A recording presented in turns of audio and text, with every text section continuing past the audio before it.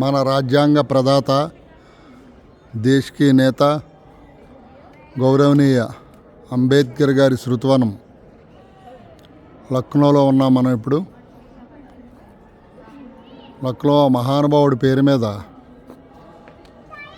ఈ అమూల్యమైన కళాఖండాన్ని ఇక్కడ లక్నో నగరంలో 100 ఎకరాల సువిశాల విస్తీర్ణంలో ఆయన పేరు మీద ఈ శృతివనం నిర్మించి వారిని భావి తరాలుగా గుర్తుంచుకునే ఈ గొప్ప నిర్మాణాన్ని చేపట్టినందుకు ఉత్తరప్రదేశ్ ప్రభుత్వానికి దేశ ప్రజల తరపున హృదయపూర్వక ధన్యవాదాలు, కృతజ్ఞతలు తెలియజేస్తున్నాం. దేశ ప్రజలందరికీ సగౌరవంగా స్వేచ్ఛా స్వతంత్రాలతో వర్గ కుల భాష మత విభేదం లేకుండా భారతీయులందరూ మన రాజ్యాంగం ప్రకారం సగౌరవంగా ధనిక పేద లేకుండా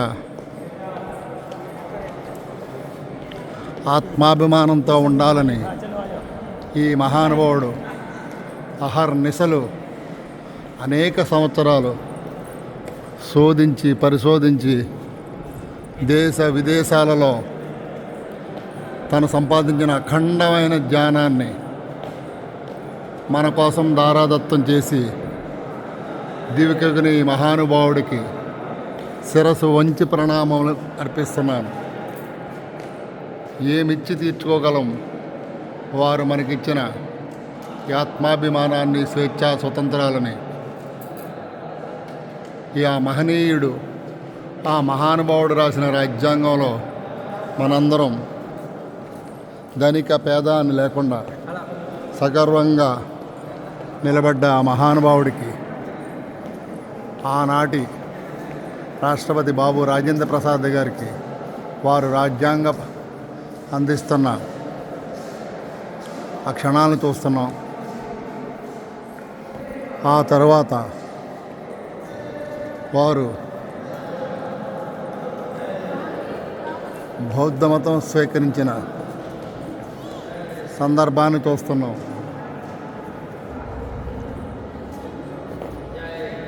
ఇటువంటి నిర్మాణాన్ని నిర్మించి మనందరికీ దేశానికి బహుమతిగా ఇచ్చిన ఉత్తరప్రదేశ్ రాష్ట్ర ప్రభుత్వానికి హృదయపూర్వక ధన్యవాదాలు తెలియజేస్తున్నాం. జై భీమ్, జై అంబేద్కర్, జై భారత్.